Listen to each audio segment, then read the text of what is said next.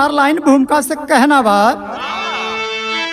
प्यार जो करे प्यार पर ही मरे, पर वो डरे ना कभी प्यार से।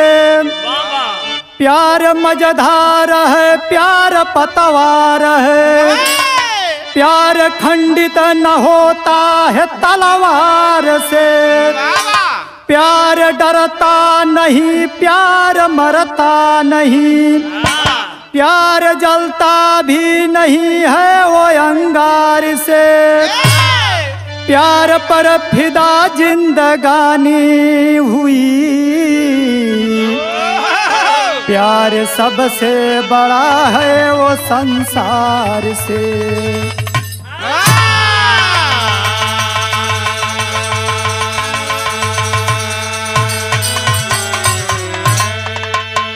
ए भैया, प्यार बात तो जग में बाहर बात, अब प्यार बिना जिंदगी बेकार बात।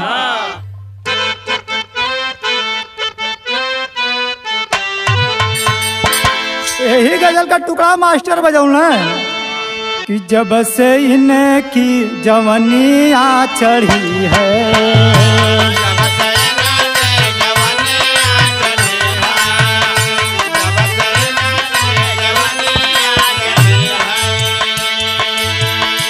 जब से इनकी जवानियाँ चढ़ी है, ये कुंवारों के पीछे पड़ी है।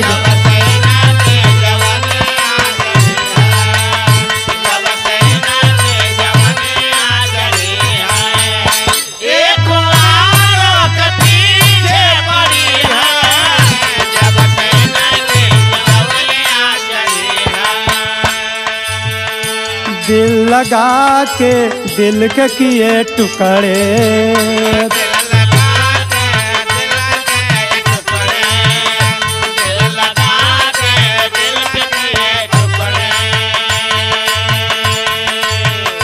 दिल लगा के दिल के किए टुकड़े, अपने यारों के संगा में खड़ी है।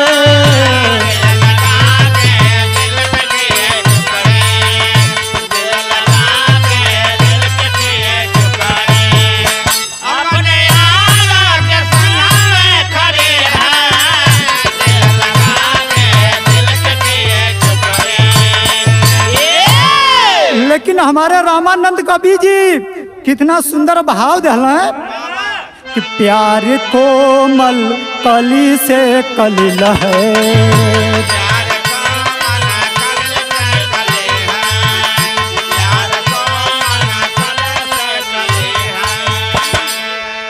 कि प्यार कोमल कली से कलिल है।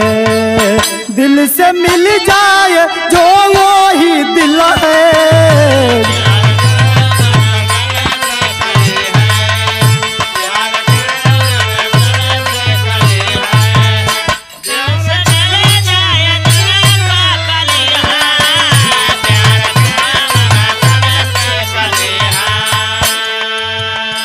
प्यार की ना लगी महफिल है,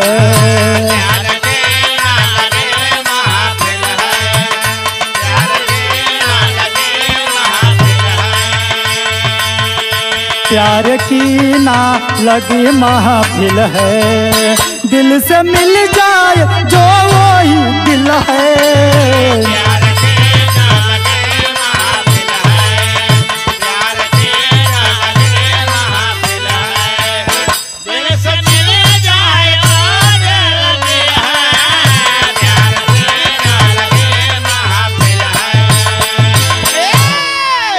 भैया यही जैसे कहानी शुरुआत हो गई।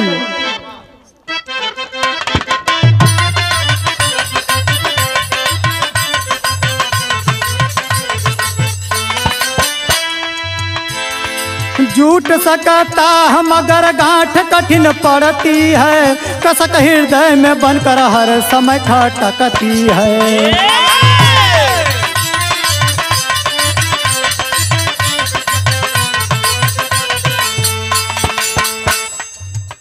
सुनाऊं प्यार की कहानी है जहाँ में नूर बनी, गूंजती है सभी के कंठों पे मशहूर बनी।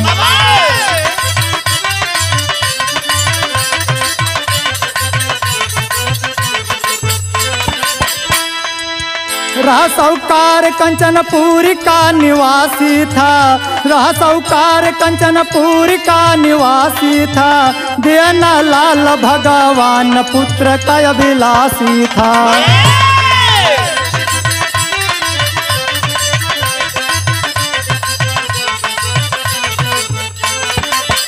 उमरिया ढल गई तब ब्रह्मा ने ख्याल किए, उमरिया ढल गई तब ब्रह्मा ने ख्याल किए, तीसरे पन में ब्रह्मा ने एक लाल दिए।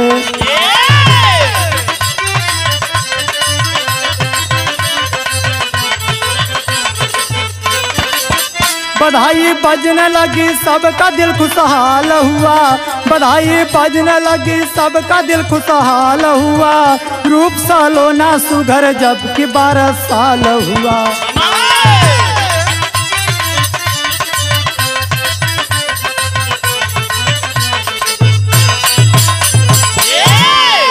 हे बाबू, जिला शहर कंचनपुर के रहने वाले साहूकार बनिया, उनके कौनो बाल बच्चा औलाद ना हो बाबू, ब्रह्मा जी का भक्ति कैलन, ब्रह्मा जी उनके भक्ति पे प्रसन्न भइलन, प्रकट भइलन। कहे भक्त क्या मांगना चाहते हो? कहे प्रभु महल अटारी सब कुछ देला, का हम औलाद वाला ना होई? ब्रह्मा जी कहना यो मस्त। तीसरा पन चलत रहा हो बाबू, साहूकार बनिया कर उनके औरत के कुछ दिन के बाद उनके औरत के तन से इतना सुंदर लड़का पैदा हुआ, इतना सुंदर लड़का पैदा हुआ बाबू, जितना बखान करी उतना कम पड़े हो बाबू। एक गो तर्ज लगल मास्टर,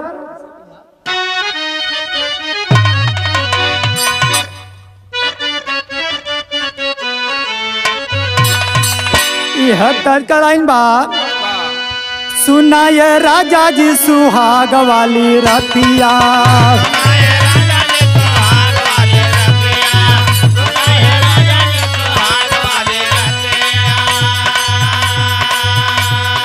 कट गईल बिजुरी बिगड़ जाई बतिया,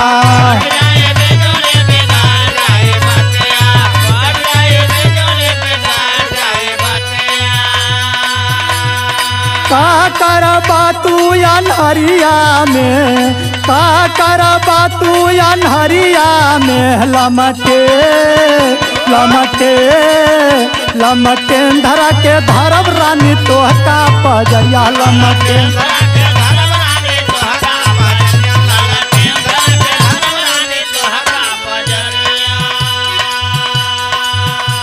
ये तो हमारे गुरु जी रामानंद जी तर्ज में लिखना है, लेकिन बिरहा में कितना सुंदर भाव लिखना है। 12 बरिसवा का भइली उमरिया,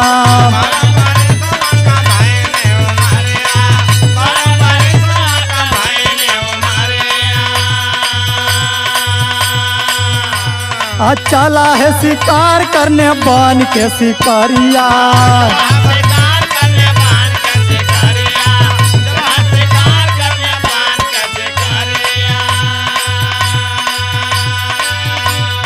करत शिकारी अइला बनावा में, करत शिकारी अइला बनावा में, घना घोर घना घोर घना घोर बिहार में घुसते ही छनवा, घना घोर बिहार में।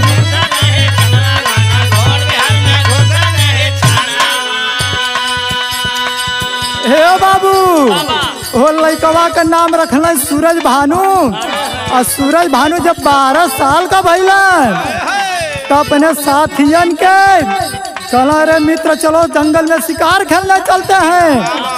एक सुंदर घोड़ा सजाते हैं बाबू, और घोड़ा की सवारी करते और चल रहा जंगल में शिकार खेले हो बाबू। जब शिकार खेल जंगल के बीच में घुसल बाड़े तो अपने साथियों से अलग रास्ता भटक गई हो बाबू। जब अलग रास्ता भटकल बाड़े तो भयल का आवे न समझ में भूली गईल डगरिया।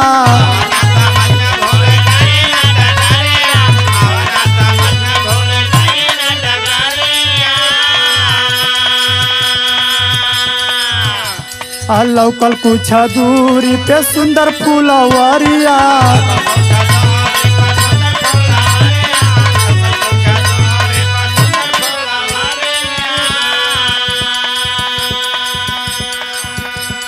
पहुँच गया बिहरावा चमनावा में, पहुँच गया बिहरावा चमनावा में। घना घोर बिहार में घुसते ही छनवा। घना घोर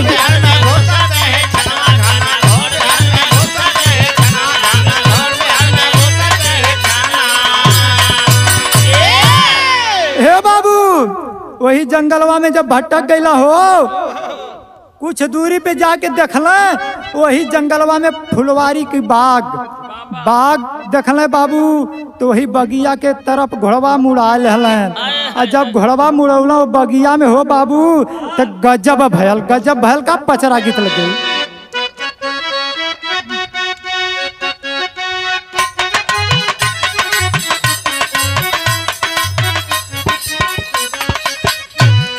यह गीत बा निबिया का डरिया मैया नावली झालुआवा हो कि झूली रझूली ना, हो कि झूली रझूली ना। मैया मोरी गावे लिगतिया हो कि झूली रझूली ना।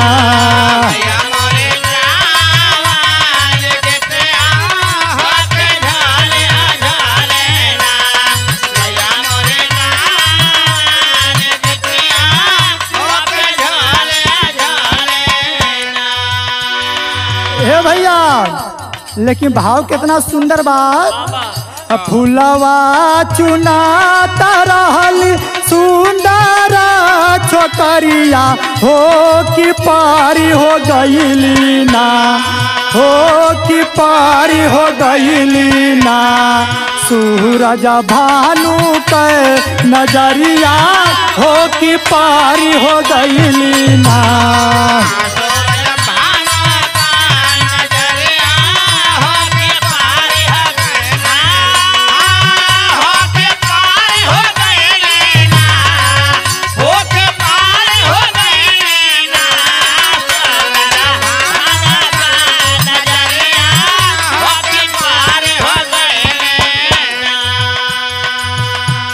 वही बगिया में हो बाबू एक बहुत सुंदर लड़की फूल तोड़ रही थी और सूरज भानु का नजरिया वही लड़किया पे पड़ गई। जब लड़किया पे पड़ल तो भयल का हो बाबू। मूर्छवा में आई गईल जवाना का शरीरिया हो कि देव हो लगली ना, हो कि देव हो लगली ना। हवा चरिया से बाला हो कि देव हो लगली ना।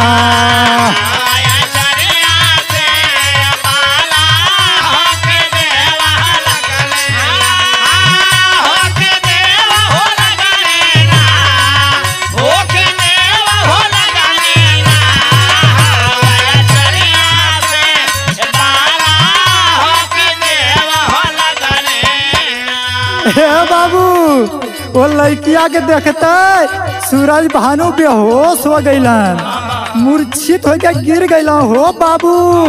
तू लड़किया दौड़ के आइल बा, पानी का छिट्टा मर ले बा, अपने आचरा से हवा देते हो बाबू।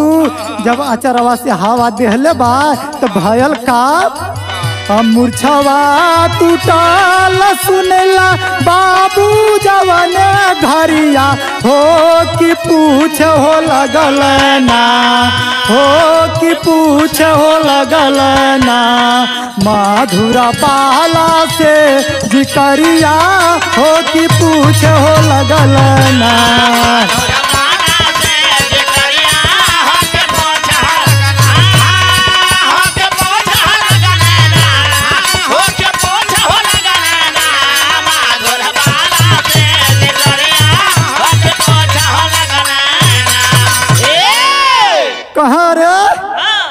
जब होश में आल बढ़े कहत अरे प्यारी तू कहाँ की रहने वाली है? अरे किसकी बेटी है? तू इस जंगल के बीच बीच में क्या कर रही है? तेरा नाम तो बताओ प्यारी। ते यही जब तर्ज बदल गई मास्टर।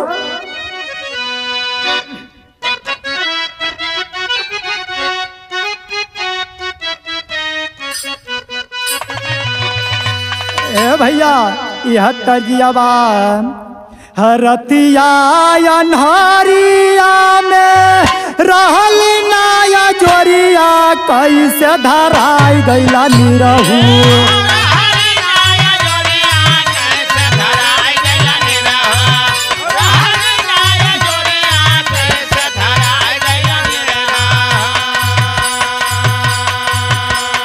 कैसे धराई गैला निरहू गैला का डोहरी या भूला कैसे धराई गैला निरहू।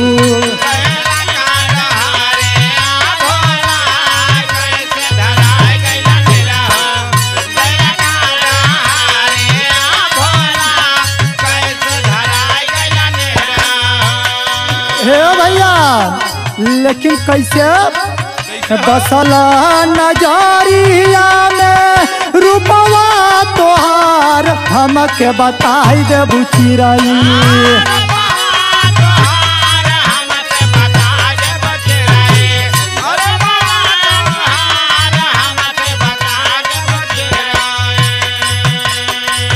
रूपवा तोहार हमके बताई दे बुचिरई। कहाँ बाट घरा वाह दुआ हमके बताई दे बुचिरई।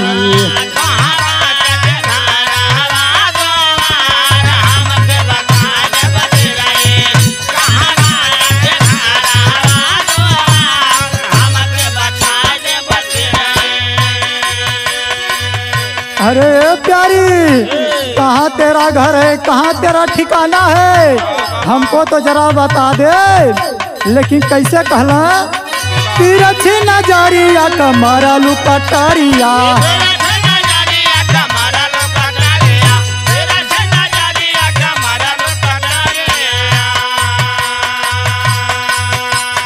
हमके बतावा प्यारी के कहरे कुमारिया।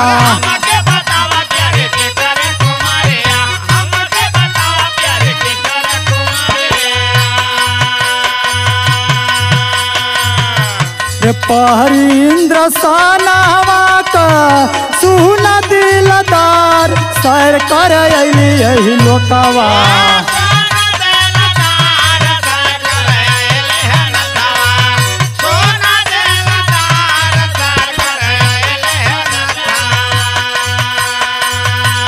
सुना दिलदार सर कर यही लोकवा। अपनो तू खोला ई जहाज सर कर यही लोकवा।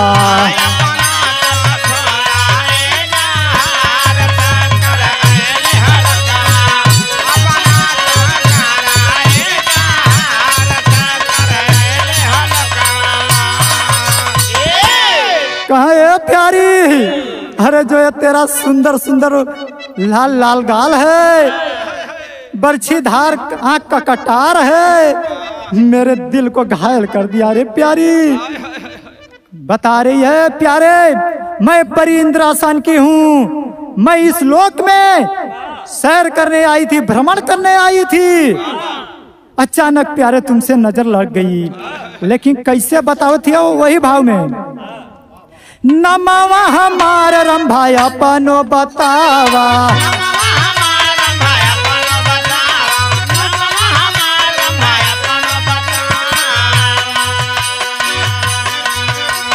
गड़ावा का अपने तू हरावा बनावा।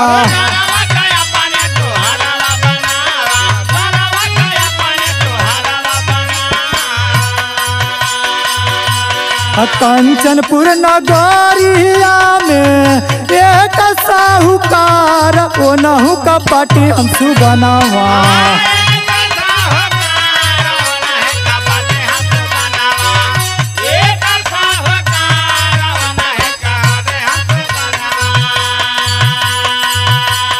एक साहूकार ओ न का बाटी हम सुबनावा सूरज भानु नाम वहाँ मार कोनहु का बाटी हम सुबनावा।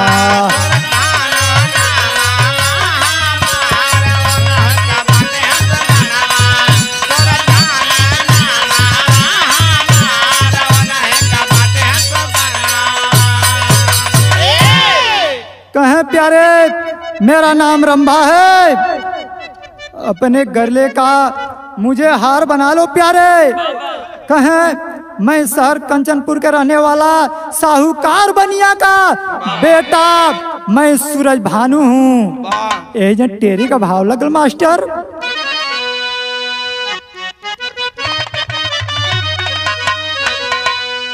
अरे जयमाला घर में डाली सुंदरी, अरे मोर राम,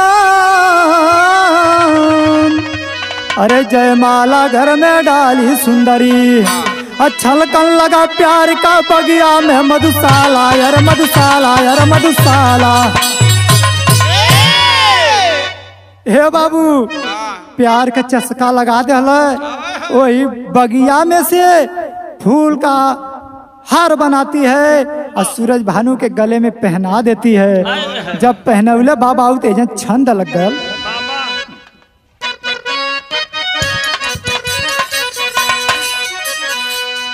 कर कर में मिलाप चुमन कर हर साल, अब हमर गया है लू भाई फुलवरिया में। प्यार भैनया नमोल भमर चुमेला कपूर, जिया जाला तब डोल बरबरिया में। कभी बैठ के बाहर कभी जल में बिहार,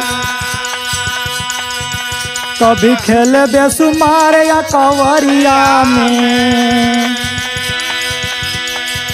बिना चौपड़ में बितावे रात सजिया पे सुतावे, नित प्यारी के जगावे भोरा हरिया में।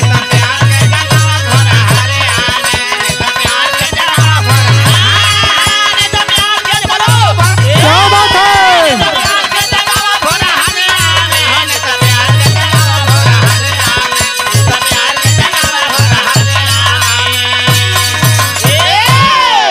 हे बाबू इतना प्यार का चस्का चढ़ा दल, वही बगिया में 61 62 63 लगल करे। सूरज भानु को प्रेम का इतना चिसिक लगा दिया, इतना चिसिक लगा दिया हो बाबू।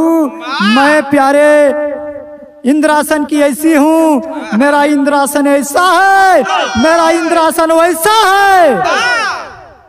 कहाँ रे एक इंद्रासन कैसा न तेरा देखी तो कबहू ना पुरान होले पावन पीरतिया, यही जागतिया में ना, यही जागतिया में ना, सब ही कर सबसे प्यार, यही जागतिया में ना।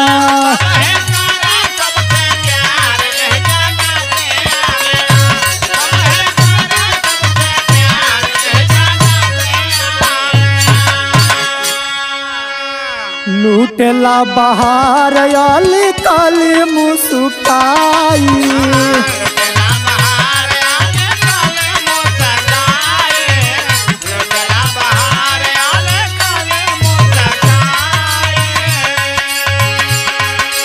अपने नगर का रंभा करली बड़ाई।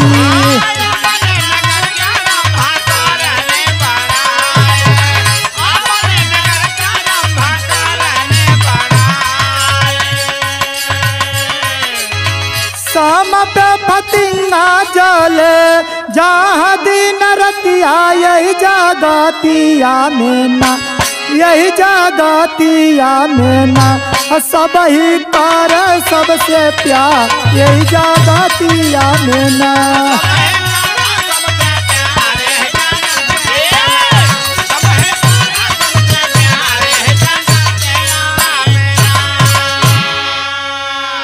हे बाबू इतना बड़ाई कर दहल, इतना बड़ाई कर दहल। सूरज भानु का तो है प्यारी, मेरी बात कान खोल के सुन ले। कहे प्यारे क्या बोलते हो, बोलो। तर्ज बदल गई मास्टर।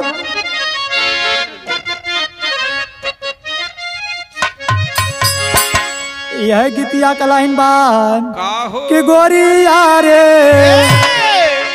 कि गोरिया रे बिजुरिया कहवा गिरी।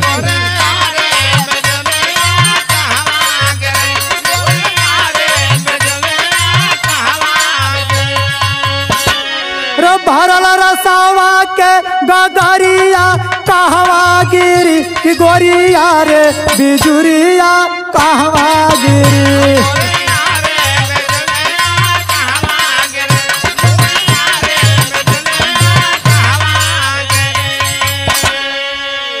सूरज भानु कहत हुए का कहल कि गोरिया हो, कि गोरिया हो नगरिया देखा दातनी।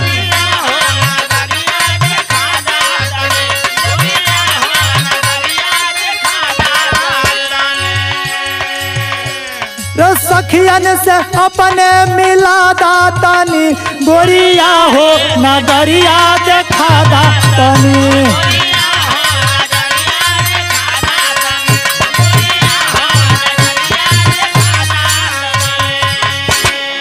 कहे प्यारी अपना नगर दिखा दे, अपने सखी सहेलिन से मिला दे। अगर नहीं मिलाएगी तो क्या अंजाम होगा, सुन का कहल। अरे सुन के बयनवा मचल जाला मनावा,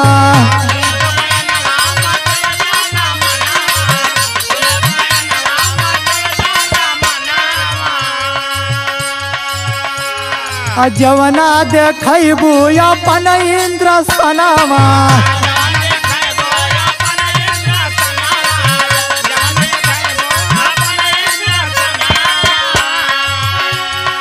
जाम जवानी के पिला दातनी, गोरिया हो नगरिया देखा दातनी।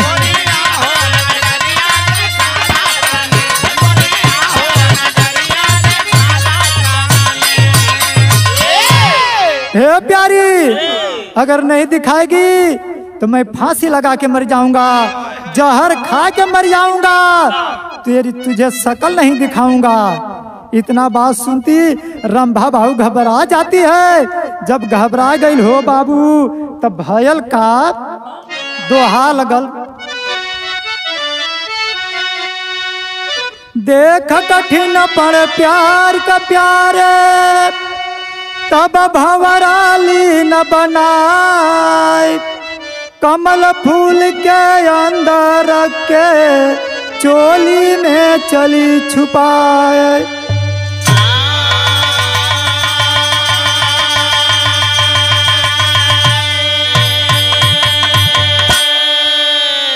हे बाबू सूरज भानु के रंभा भंवरा बना देती है, और भंवरा बना के कमल फूल के अंदर रख देती है, और रख के कैले का बाबू पापड़ से भाव लगल।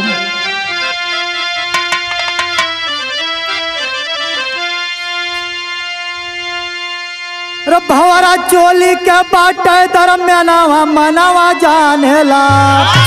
अब पहुंची रंभा अपने इंद्र सनवा मनवा जानेला।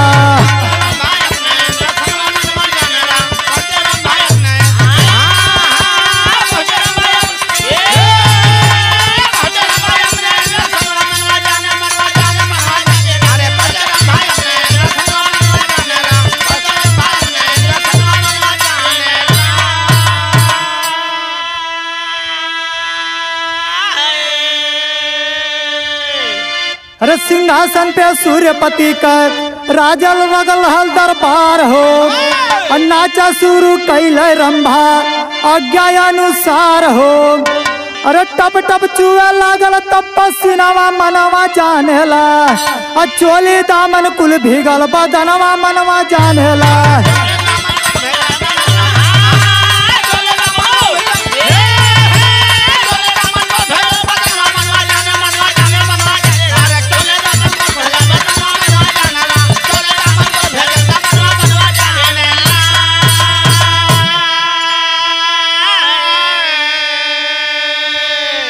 हे बाबू, जब भंवरा बना के इंद्रासन पहुंची है रंभा, बड़े बड़े राजाओं की दरबार लगी थी।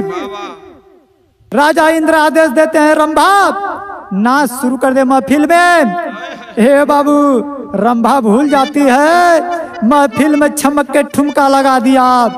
जब ठुमका लगल हो बाबू, नाचत नाचत ओकर शरीरिया पूरा पसीना से भीज गल हो। जब पसीनावा से भीजल बा शरीरिया तो भइल का हो बाबू, अरे चोलिया के अंदर भंवरा और पंखा फड़फड़ाया हो। और प्यारे का ख्याल तब रंभा को आया हो। अरे तड़फेल लागल रंभा का परनवा मनवा जानेला। और नचिया बंद कैल तौने छनवा मनवा जानलो। हे बाबू, भंवरा के जब पंखवा भीज गल हो पसीनवा से तो अंदरवा लगल फड़फड़ाए। जब फड़फड़ाए लगल हो बाबू, सोच गई मैं तो प्यारे को भंवरा बना के लाई हूँ। घबरा जाती हो। जब घबरा जाती हो बाबू, नचिया अचानक बंद कर दिल। नचिया जब अचानक बंद कैले हो बाबू तो आल्हा का भाव में कहे पड़ गल।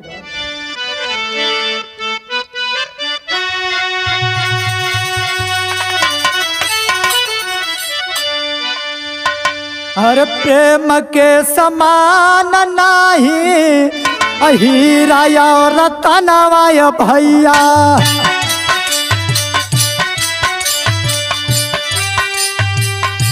रे प्रेम दिल पाथरों के पनिया हो बना।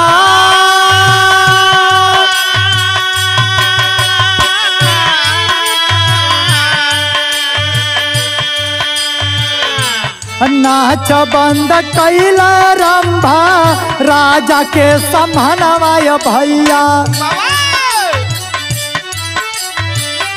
मानवा में चिंता जाके भइल बा।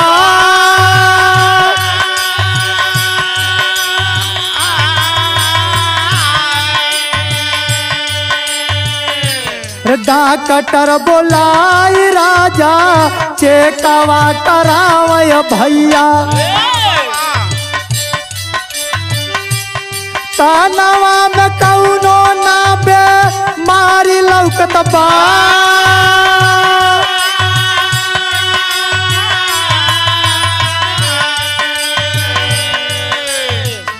अरे चोलिया में मिलल एक कमल का फूलवा भैया।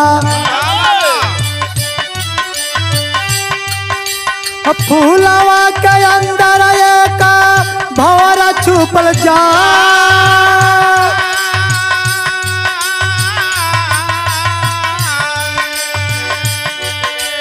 राजा के संताओ सा माइल मानवा में भैया।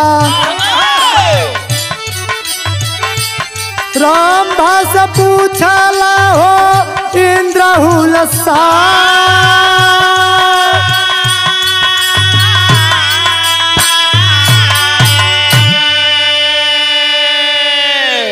हे बाबू, प्रेम पत्थरों को भी पानी बना देता है बाबू। राजा पूछे लगना, अरे ओ रंभा, अरे नाच क्यों बंद कर दिया?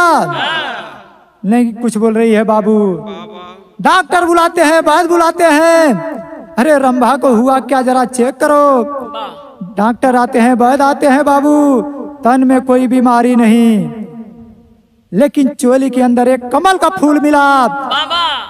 फूल के अंदर एक भंवरा। भंवरा देखते हुए राजा को शंका हो गई।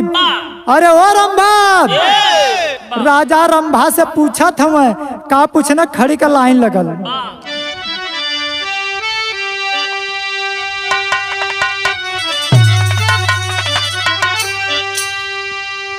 अरे पूछे राजा रंभा से, बतावा ते घरी लाई कावा से भंवरवा चोली में सुंदरी।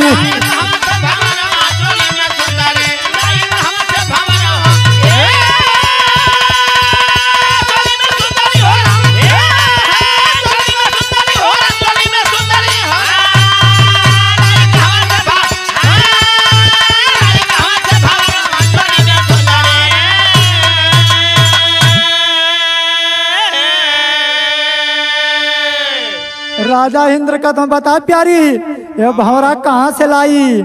राजा की बात सुन के घबरा जाती है। कहल का कहल, अरे फूलावा तोड़ा ना हम गईली फूलवरिया, हम मालूम ना भंवरा घुसल कौने घरिया।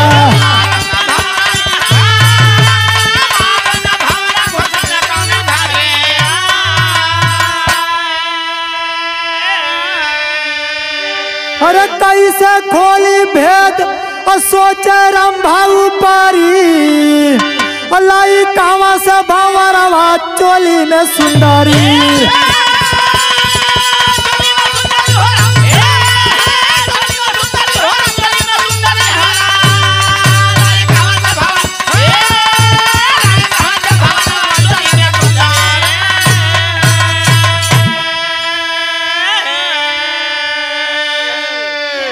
राजा से झूठ बोल गई, अरे मैं फूल तोड़ने गई थी, ये भंवरा कहाँ से आ गया। इतना जब बात झूठ बोल गई तो सोच रही है कि मैं तो राजा से झूठ बोल गई, अब मेरा अंजाम क्या होगा।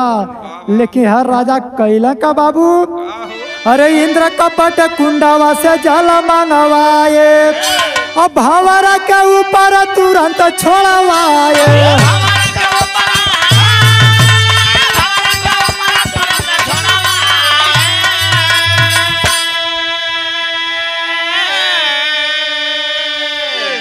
अरे निकला बालक सुघर नजरिया परी, लाई कावा से भंवरवा चोली में सुंदरी।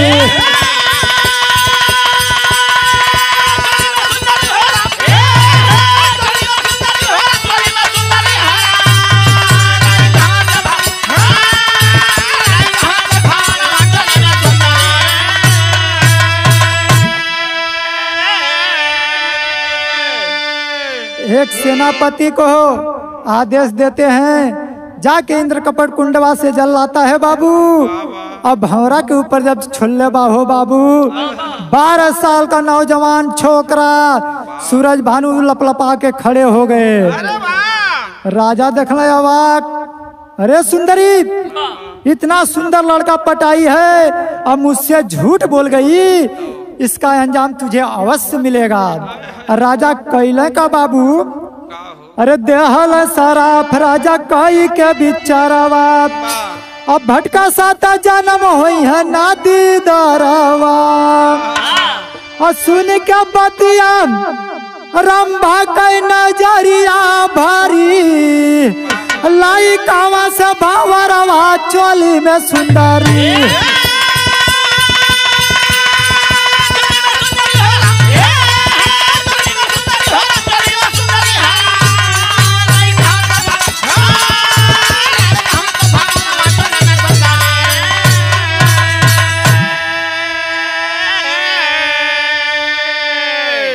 हे बाबू, राजा श्राप दे दिले, अरे एक जन्म क्या इस लड़के के साथ 7 जन्म तक तेरा दीदार नहीं होगा। हे बाबू, इतना बात सुन के रंभा की नजर भर गई हो बाबू। तो यही तो हमारा प्रेम कहानी था, लेकिन गुरु घराना में कहे के पड़ गल का। अरे गुरु बिहारी गुरु गणेश जी विधि ने रंग रंगाय, रामलाल गुरु के सो रंभा भैली रानी सरंगा हो।